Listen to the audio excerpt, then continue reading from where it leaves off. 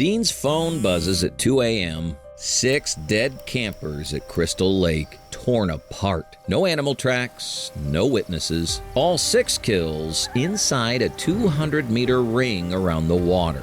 All at night, all inside 48 hours, which means whatever did this wasn't wandering, it was working. But here's the detail that makes Sam stop reading.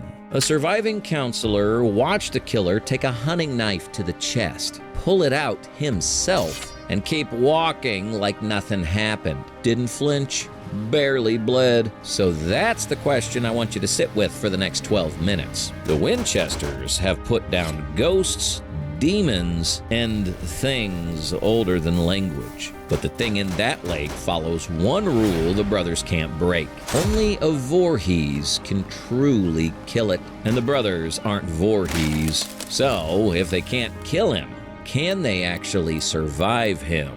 This is Mike. We're back for another awesome video for Nerd Science. Leave your like, subscribe, and let's roll it. One more thing before we start. That lake never gave Jason's body back in 1957.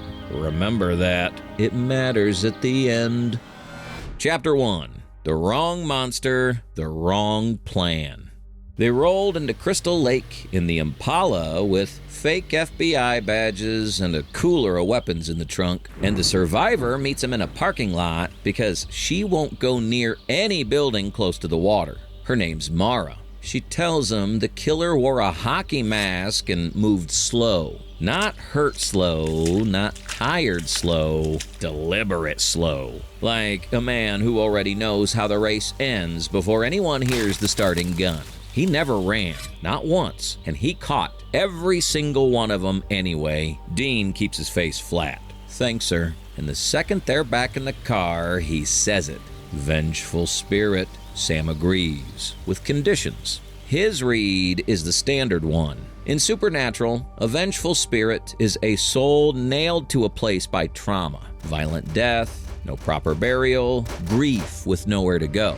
The playbook is simple.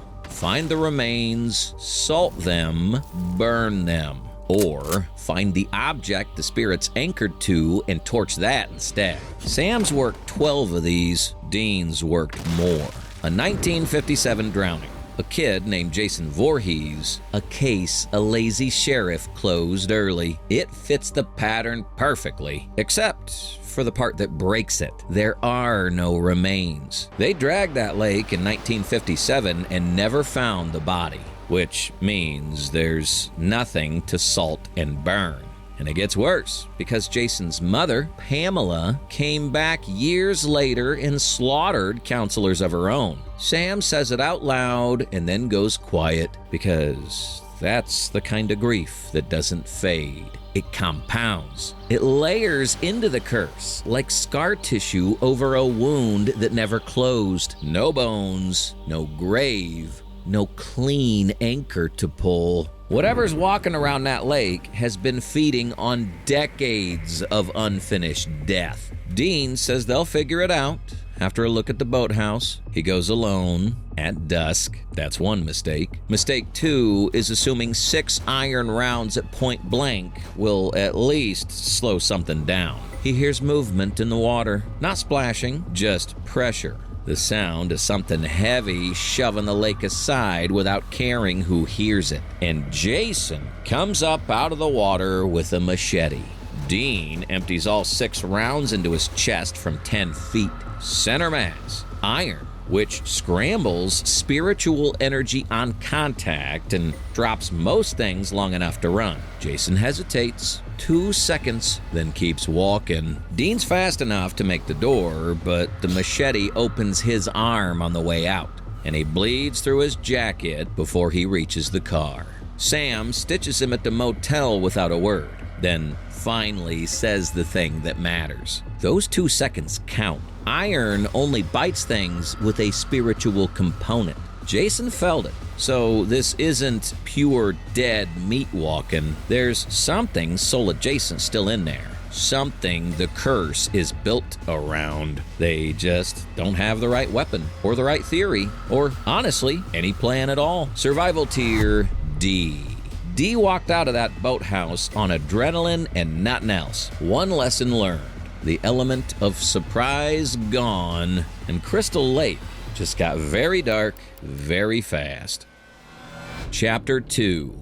Upgraded arsenal, same problem. 3 hours on the laptop, while Dean sits on the bed with a wrapped arm and a beer he isn't drinking. What Sam digs out of the old Men of Letters file rewrites the whole job. And he has to say it twice before Dean stops arguing. Jason isn't a vengeful spirit. The drowning, the missing body, his mother's killings, none of it alone explains what came out of that water. What Sam lands on is a cursed entity. A body kept running by an outside force. The lake and Pamela's grief poured into this exact spot for years before she died. Here's the part I need you to actually slow down with me on, because it's the hinge of the entire episode. Obsessive, location-locked grief like that doesn't just keep a ghost stuck to a place. It functions like a binding ritual. Translation: it keeps the corpse operational. It feeds the regeneration in real time. That's why iron only bought 2 seconds. You weren't hitting a ghost, you were hitting something the curse was actively repairing while you swung. Dean asks the only question that matters. What actually cuts that? Sam points at the duffel, and Dean lays it out on the second bed. First, the demon-killing knife. A centuries-old blade that kills things normal weapons can't, by going after corrupted soul energy directly. The catch? It's tuned for demons. Jason isn't one, so nobody's sure how much bite it'll have. Second, the angel blade, which disrupts spiritual energy at a structural level. Broader and meaner than the knife, the kind of wound that destabilizes whatever's holding a cursed body together. Third, a flare gun loaded with magnesium, because magnesium burns at roughly 3,100 degrees Celsius. What that means is that even a self-repairing curse can't knit tissue back faster than fire that hot tears it apart. Sam also floats dead man's blood and then waves it off. That's a vampire toxin, and Jason's no vampire. Wrong monster. They leave it in a bag. They split up at the perimeter 2 hours before midnight. Sam takes the demon knife into the east tree line. Dean keeps the angel blade and the flare gun on the cabins to the north. Neither of them hears Jason coming. Sam's 40 meters into the woods when something drops out of the canopy. No branch snap, no warning, just mass and impact. And slams into the dirt. Jason on top of him, one hand already going for his collar. Sam gets the demon knife into his side and feels it land in something that isn't just muscle. And Jason looks down at it, reaches over, pulls it out, and tosses it into the dark like a splinter. So that answers that. Wrong blade. Sam's got maybe a second before this ends badly, and then Dean drives the angel blade into Jason's back below the shoulder. That one's different. Jason actually staggers, and the sound he makes isn't pain exactly, more like machinery grinding underwater. He lurches forward. Sam rolls clear. They have a weapon that works. One. And it's in Dean's hand. In a forest Sam can't see, with the demon knife lost somewhere in the leaves, and the two of them now split up. Sam barricades himself in a lakeside cabin and listens to the woods go dead silent. The radio crackles twice and quits. Survival tier C. First real damage all night, but the only thing that hurts him is on the wrong side of the dark, and they're not together anymore. Chapter 3. The anchor, the lake, the end.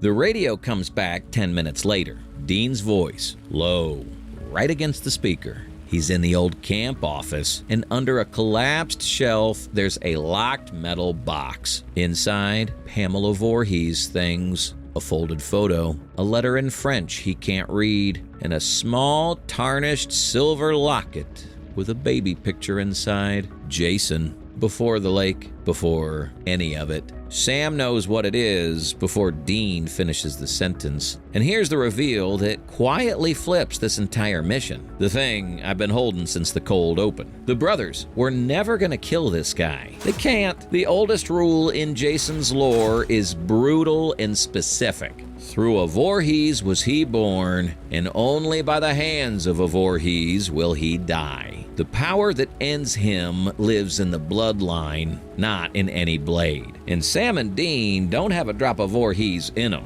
No weapon in that duffel was ever gonna finish him.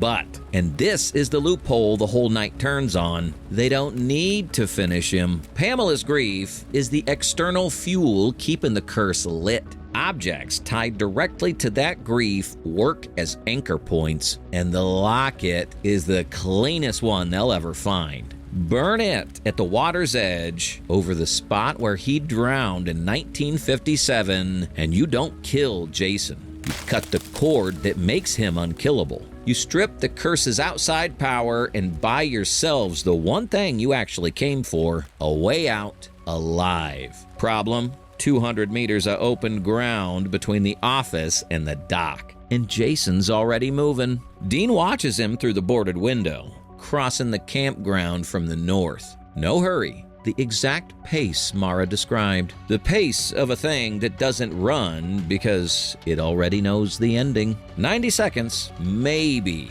before he reaches the door. So, Dean uses the flare gun, finds the barrel through a gap in the boards, and puts a magnesium round into Jason's chest from 30 meters. Fire at 3,100 degrees doesn't negotiate. It burns through faster than the curse can patch. And that hit knocks Jason back 2 full steps, which, given everything tonight, is basically a miracle. He doesn't go down, but he stops, and he turns towards the shot. That's the window. Sam runs the dock line, locket in one hand, lighter in the other, low along the water line. Dean comes out the back and pulls Jason toward the cabins the long way, spending every second the fire bought. Sam hits the end of the dock, which sits right out over the old drowning site, and looks at the water, black, still. The kind of still that feels like a decision. Then he hears Dean before he sees him. Wood breaking, and Dean coming around the east side at a dead run with Jason 8 meters back and closing. Dean hits the dock post. Jason hits Dean. One hand on his collar, the other at his throat, and lifts him 3 inches off the planks, pinned, the kind of grip that doesn't leave room for a second try. Sam lights the locket. The flame takes the silver, then the photo, and it burns faster than fire should. The way cursed things always go, like the material was waiting for permission to come apart. And Jason stops, not winding down, stops, mid-motion, all at once, the way a machine stops when you pull the power. His hands still at Dean's throat, but the grip is just gone. Whatever was driving that body all night goes somewhere else. 3 seconds, his knees fold, and he goes off the side of the dock, back into the lake that took him in 1957 without a sound. Sam stands there with ash on his fingers. Dean slides down the post and sits, one hand on his bruised throat, breathing in short pulls. The water where Jason went under turns in slow circles that have no business lasting as long as they do. Dean looks up. You think that actually worked? Sam watches the circles. They don't stop. Survival tier B. They survived, and that's the honest ceiling. Because survival was always the only win on the table. No Voorhees blood, no permanent kill. They cut the cord. They walked away. And Dean came one breath from not walking anywhere. Neither of them says done. Because you don't say that at Crystal Lake.